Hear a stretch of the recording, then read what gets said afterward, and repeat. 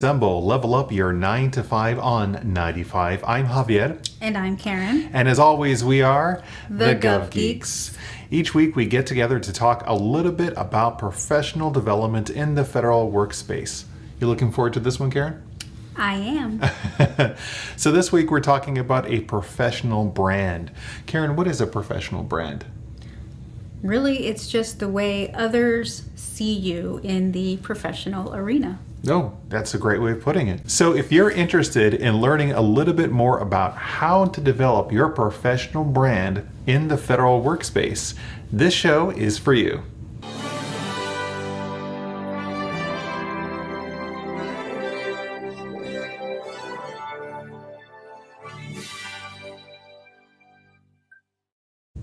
So today brings us to our conversation of our professional brand. Right.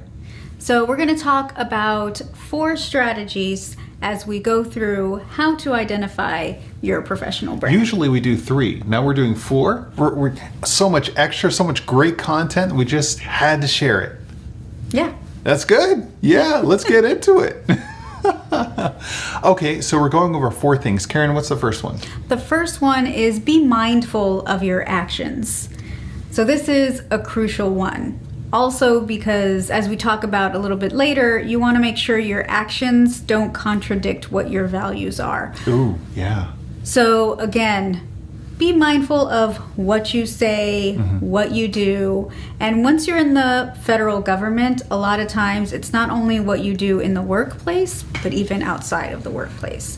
So you want to make sure to be cognizant of that. And it makes me think of that Maya Angelou quote where they don't remember what you said or what you did, but how you made them feel. Oh yeah, definitely. That connection on an emotional level is really important.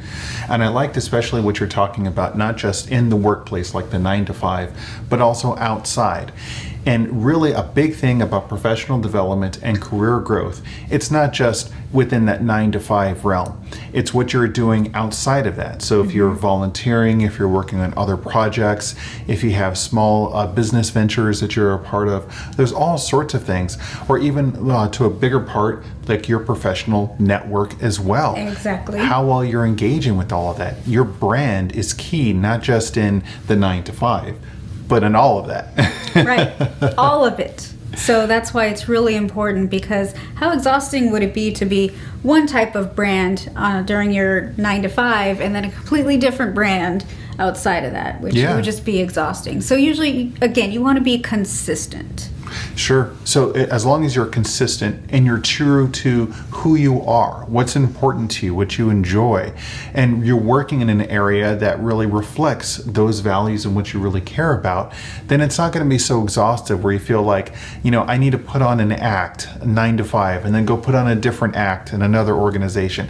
And then finally I can be my true self outside of all of that. If you're your authentic self and you're mindful of what that is throughout, then you're going to be the same thing day in, day out, no matter where you are. Right. Which I think connects to the second suggestion that we have for us today, right?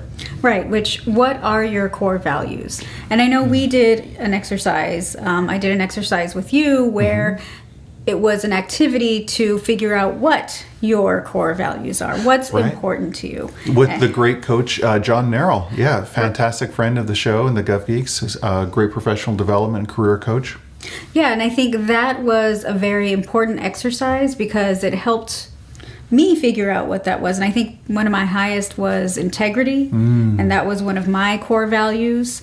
So as I think about my professional brand, I want to make sure that I'm staying true to what my core value is. Right. I'm glad that you brought that up, because for me, one of my core values was freedom.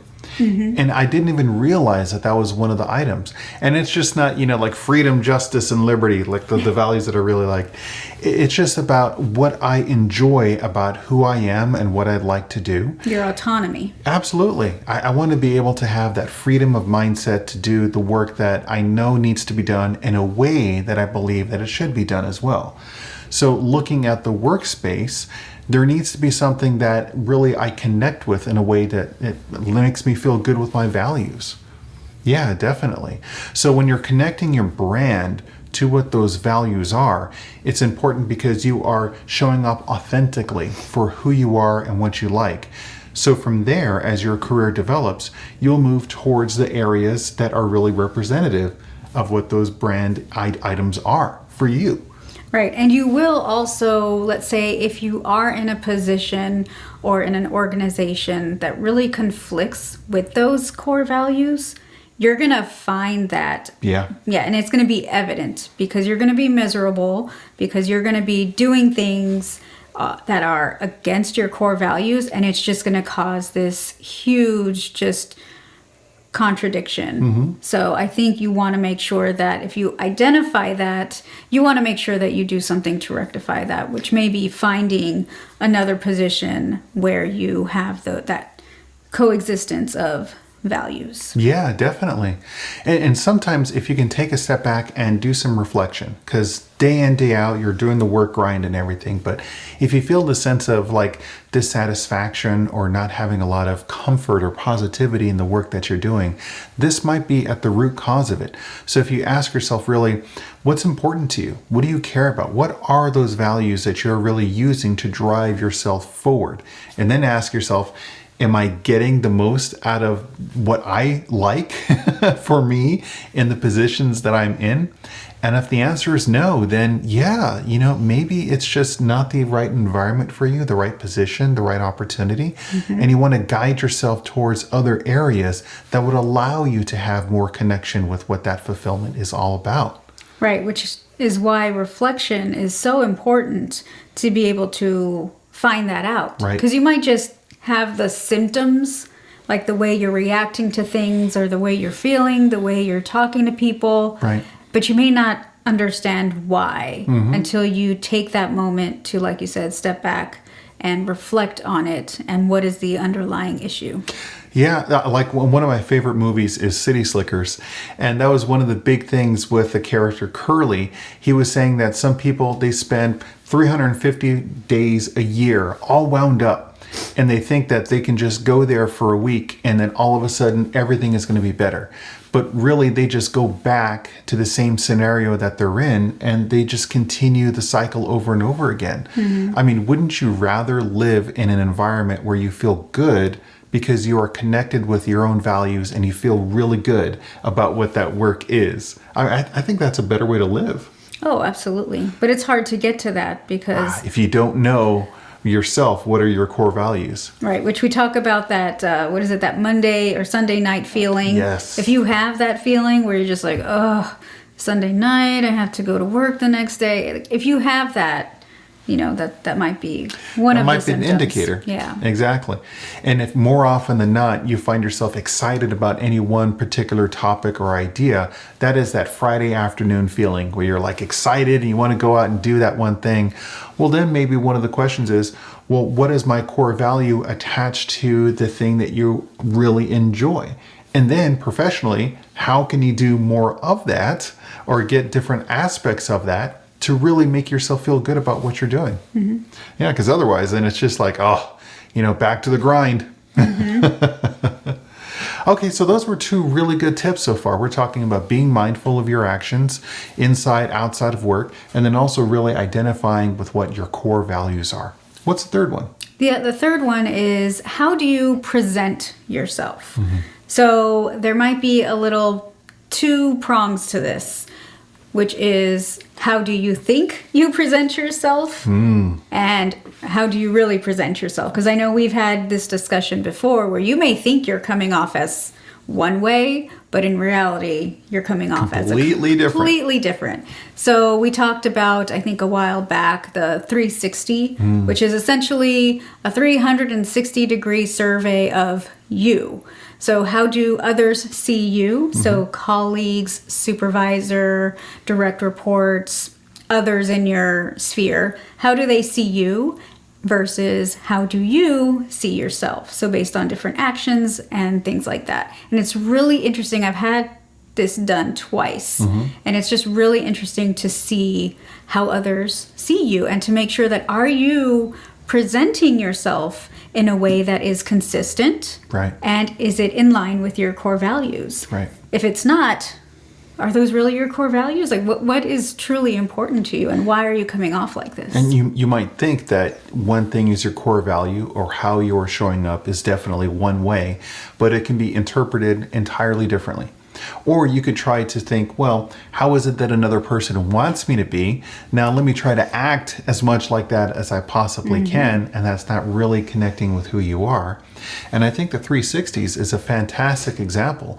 And you can do this if you're doing like a Myers-Briggs type indicator evaluation, if it is a energy leadership index assessment where others are providing that input. Which coincidentally, you do both of those. Exactly. Yeah, the Gov Geeks provides those as services. But then also you could even take the time to really have deep, meaningful connections with the people around you. And that could be a topic of conversation. How do you see me? Or I think that I'm coming across this way. How do you think others are seeing me? And allow that honest, reflective conversation to really occur. And then allow yourself to be present and available for what those answers are, rather than just saying, oh no, that other person, they don't know what they're talking about. And let me tell you why.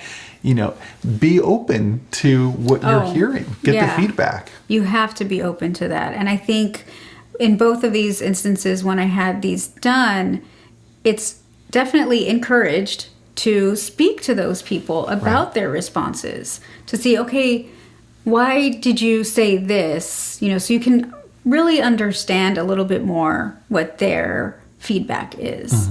And that in turn can help you to improve. Them. Yeah, exactly. What did you say about me? Right. No. Nothing like that. And that's why you have to be in a place where you are open to this feedback, which typically you wouldn't even be getting a 360 unless you were at that point. Of course. So you want to make sure you're open to feedback and ready to hear, some things that you may not be aware of.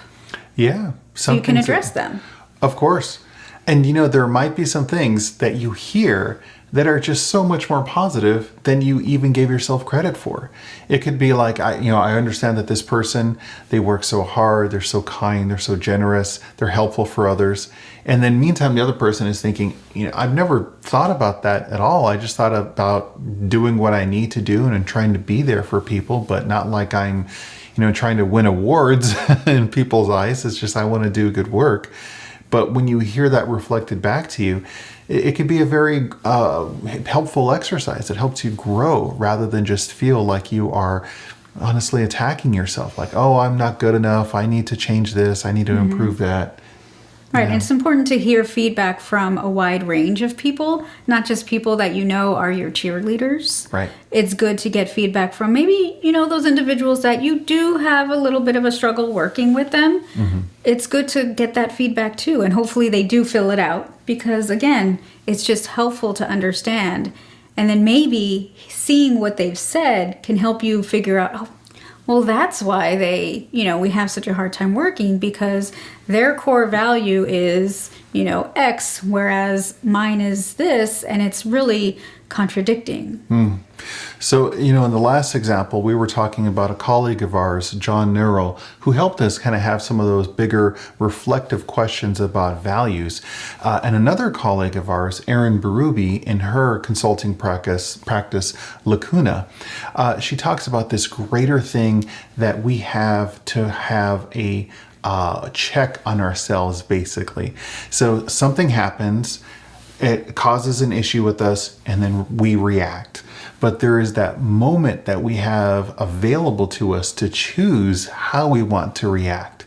So if you are understanding like who you are, how you act in situations and everything, that doesn't mean that that is totally always going to be your default position. You can choose to react in different ways that are more helpful for the situation if you're mindful about what you're actually doing in the first place. Mindful, right? Yeah. If you're mindful and aware of where you're. And I think that's the key part where Lacuna goes into this in great detail, which I think is great, is being aware of all of this. Because you could be going through the motions and acting in a certain way and not even paying attention to it. Right. But once you're aware, then you can identify ways to move forward. Yeah. So, you can be like, I didn't even realize that I was doing this or that, or I didn't realize that I was having this impact on others.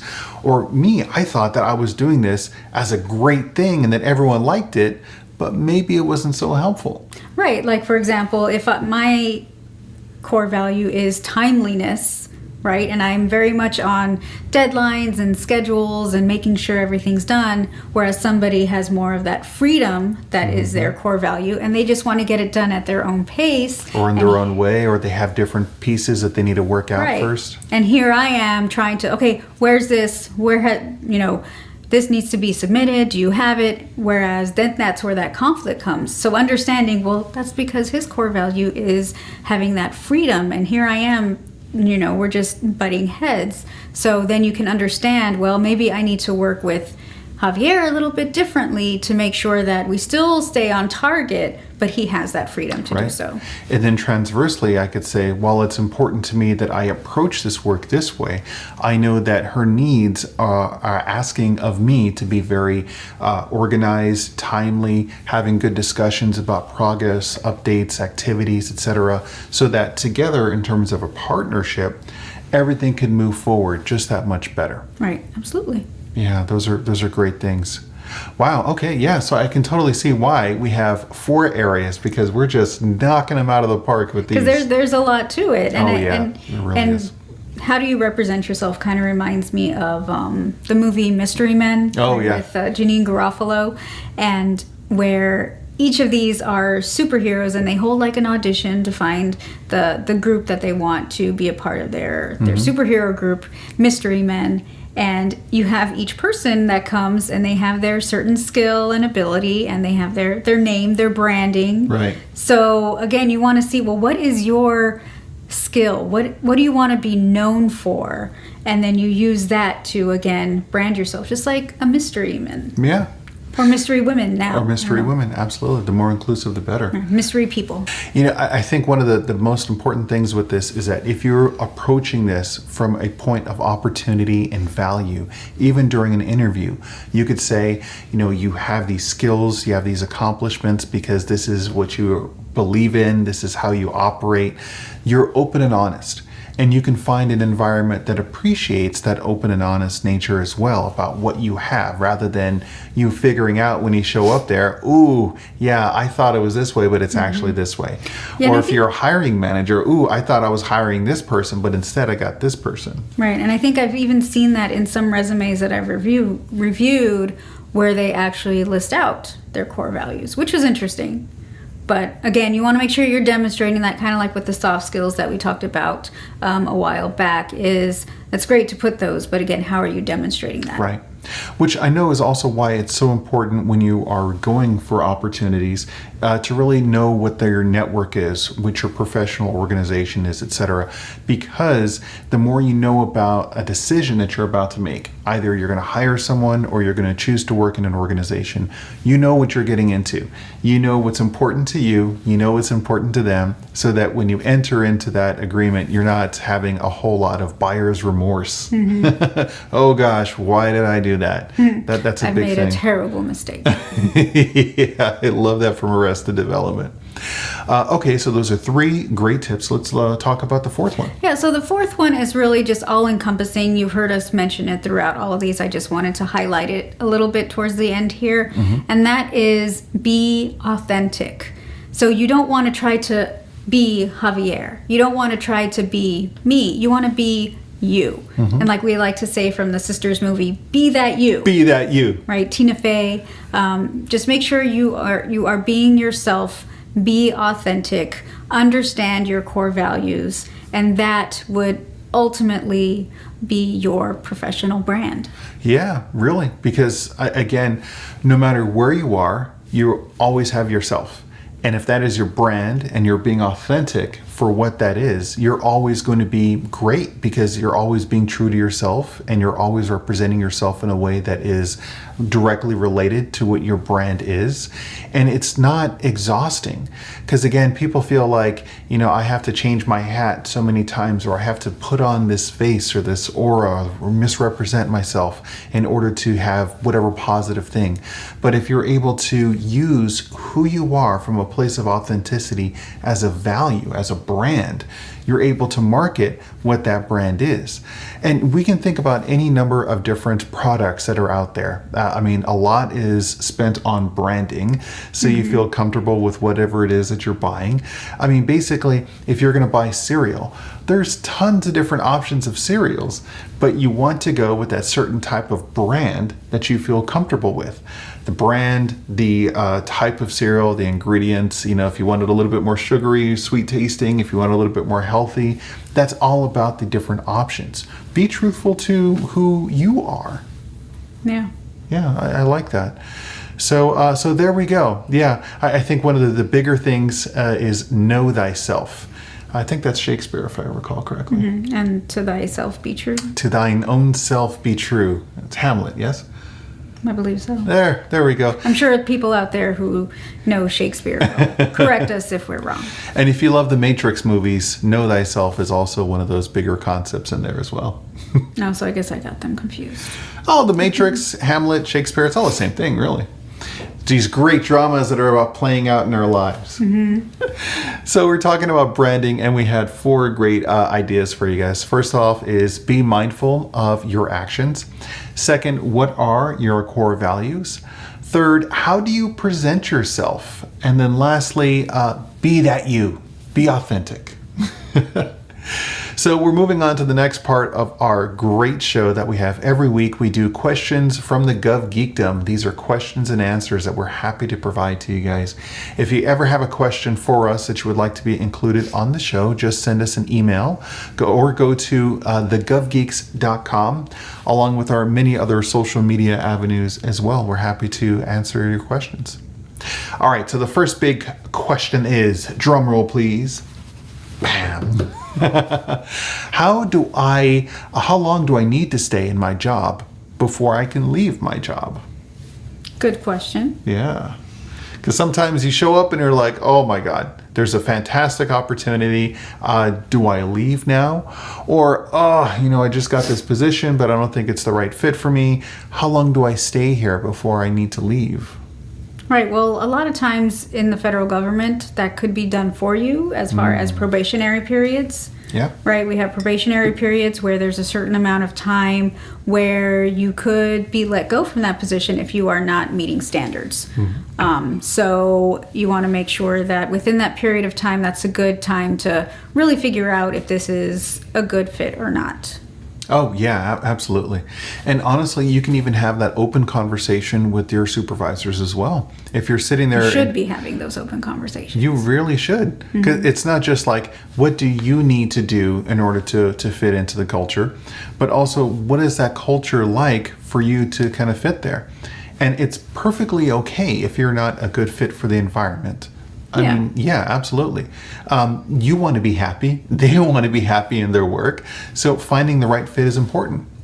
You could even have discussions about, here's why I am, here's what I'm experiencing, and you work through it a little bit with them. But if that's not really going well, what are your options in moving forward? How do you decide to leave? You can go to another position, maybe a detail, rotational opportunity, and then move you into another area. Yeah, and I think you really want to make sure that you do enjoy your job and your position. And many people get, like, nowadays, it's maybe the 2-year itch or something where, I've been in this position for 2 years, I'm ready to move on. And that's fine too, and we talk about that. I think in the next video, we're going to talk a little bit about that, like how to do that right. Where you're not just seeing whole idea about job hopping. Yeah, which it's good to make sure you're getting diverse experience, but at the same time, you don't want to be seen as somebody who, it's 2 years, they're going to leave. So, Yeah, true. But I mean, also, know what your market value is. So many people that we've worked with in the past are just phenomenal people, really qualified, but unfortunately they find themselves in positions where they are undervalued and they don't realize or understand that. So if they leave from that position to go to another place that's going to pay them even more and treat them better, or they're going to do work that they actually really care about, well, why not go for whatever that opportunity is? It's a great thing of like invisible hand economics, where you can go however much the market is willing to pay for the value of the services that you are providing.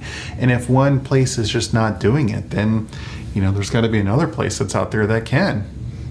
Yeah. Yeah, this is good.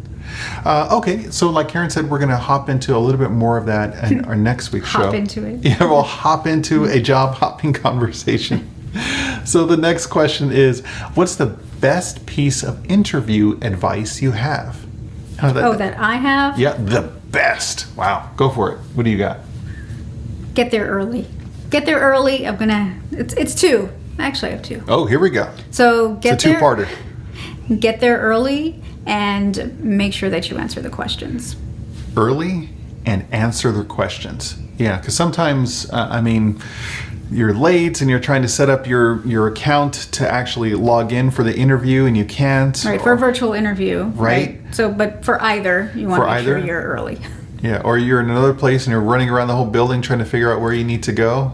Yeah, so you want to map it out ahead of time, like figure out, if you're driving exactly what door you're going to go into. Exactly. So you want to give yourself plenty of time to navigate, especially if it's a building that you're not familiar with. If you're going to another agency, you may not know their protocols.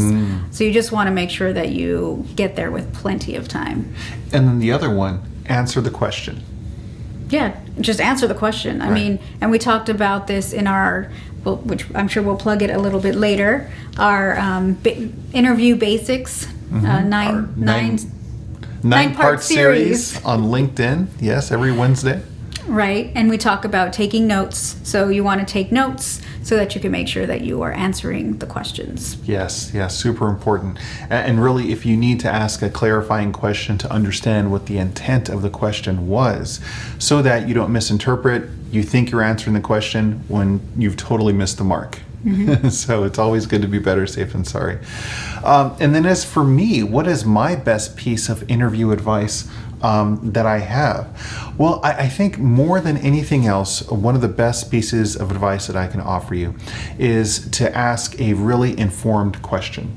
So one of the questions that I think is very helpful is quite simply, can you please tell me about an individual that has performed really well for you, and really what characteristics about them allowed them to perform so well? And so basically, they're going to give you what they are looking for in a person to hire at that time. Oh yeah, this one person, they worked so hard and they were always here late and they did that. Okay, so maybe the culture of the environment, it's a lot of hard work, a lot of longer hours. Maybe that's what they appreciate. Or another person can say, oh, thinking outside the box, this person was so creative, they had these great ideas, were able to do all these great things.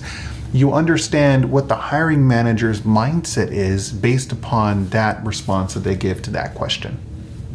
It's a great tip. Yeah, we got tons of them here, I tell you what. That's why we have a 9-part series. Yes, more of this is coming out here soon.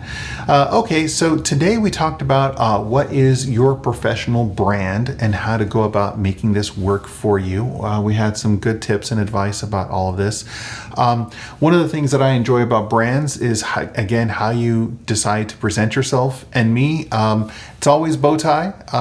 I prefer glasses and floppy hair a little bit, but it's just memorable. One fun thing, I don't know if I ever told you this, but in one of my interviews where I was being interviewed for a position, I found out years later from the people that were interviewing me that they all remembered me based on the bow tie and the work that I had done as a professor. So they nicknamed me the professor.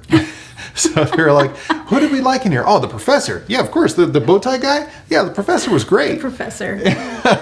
Just need Gilligan's Island. I know, exactly.